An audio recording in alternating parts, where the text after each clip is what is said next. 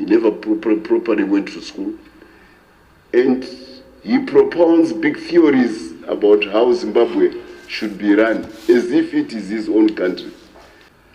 Now, to get Malema from South Africa, coming from Norway, talking about succession in Zimbabwe, it shows that this is a foreign agenda. And to whom does Malema pander to? He panders to the dictates of the post-colonial or of the colonial company, colonial era company, Anglo-American, which is an offshoot from Cecil John Rhodes, which actually ran this region from Cape Town up to the Copper Belt in Congo and Zambia. And it manifests itself today in an organization called the Brandest Foundation.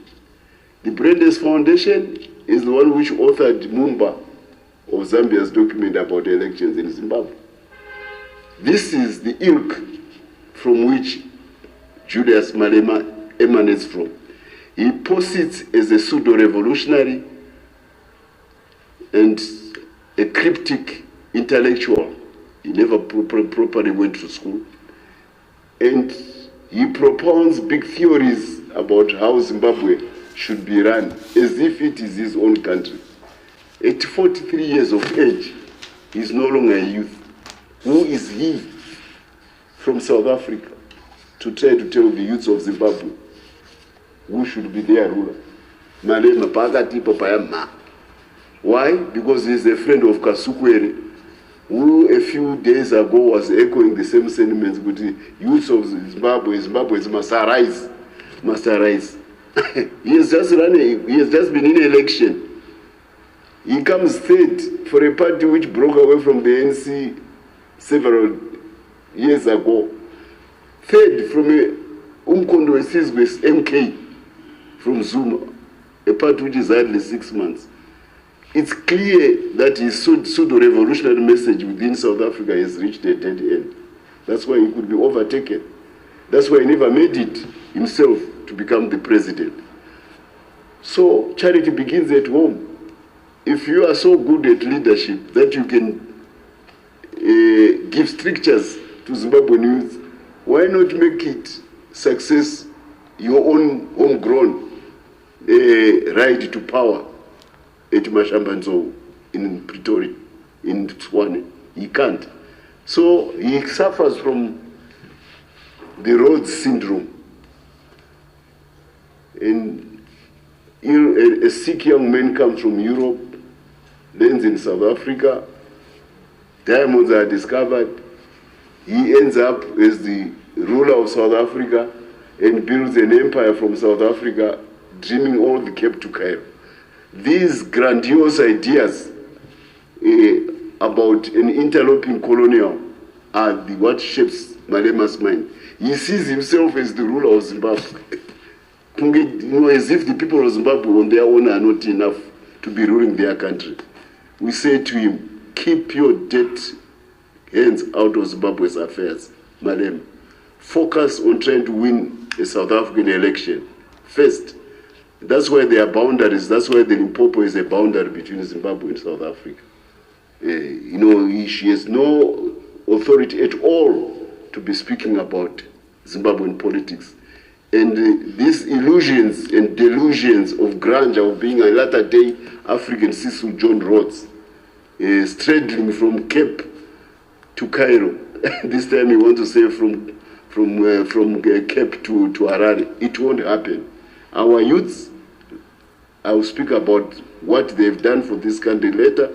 They will not listen to the nonsense which is coming from Malema. He has no deliverables himself from within his political career, which one can count on. Now look at what the President of the Second Republic has done in 5 years. Raised production of gold from less than 10 tons to 35 to 40 tons, supported by Zimbabwe's youths who are accounting for 60 to 70% of that gold production.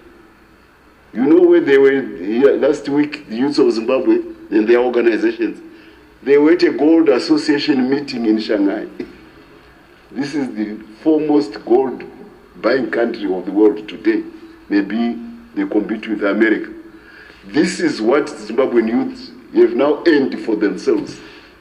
High seats at the global gold market right now in Zimbabwe, because they can produce $2 billion worth of gold a year, and they can go beyond that. These are tangibles.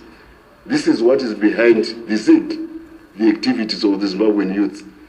Now you are being told by a charlatan from South Africa to work against a government which has made you so rich that you can account for $2 billion. You think they will listen to him? They won't. This is what Zimbabwe's youth have achieved.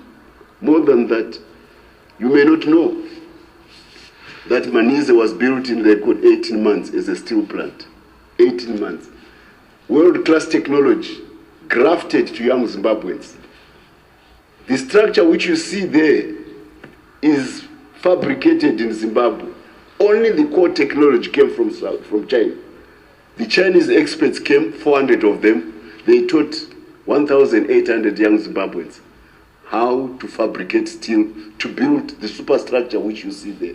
Those powers, like that power station producing 80 megawatts, built by Zimbabweans. The blast furnaces themselves, built by young Zimbabweans, fabricating that steel, coming raw from China and South Africa, being worked upon by Zimbabweans. In terms of steel fabrication, our young people now are as good as anybody in the whole world today. Actually, those people, they deserve accolades, they deserve certificates for achievement. This is young Zimbabweans showing what they can do with the world when given a chance of exposure to world-class technology. Why do they have to listen to Kasukwere? Look, what did he achieve when he was a minister of indigenization? Loud mouth, talking ignorance all the time, because he never had a proper exposure to school when everybody else was going to school during that period of time.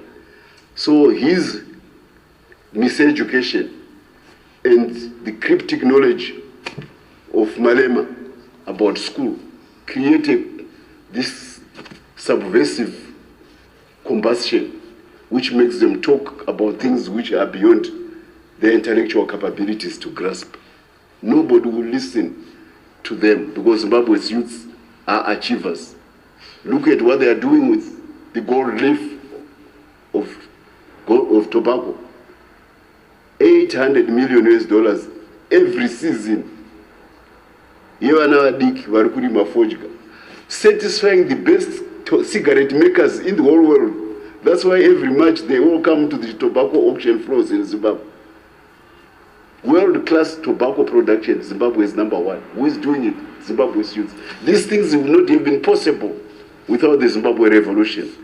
And the stabilization of the currency is seeing this world translate into the pockets of these young people. Now you want to tell them that there is something wrong about their government. You got to have your head, get your head examined.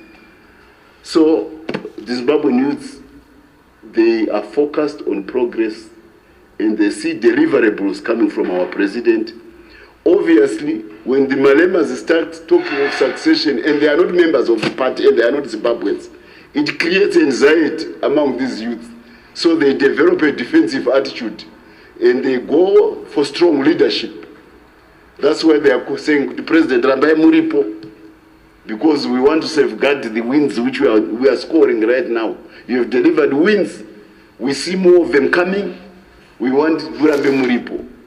It's a democratic wish on the part of the youth. After all, it's a revolutionary democratic party. They are free, like the women, like the war veterans, to express themselves on that particular issue.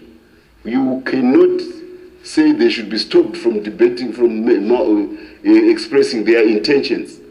But at the same time, they are also pushing back against the anxiety and insecurity of those who want to become dictators of who should be the ruler of Zimbabwe and who should not be.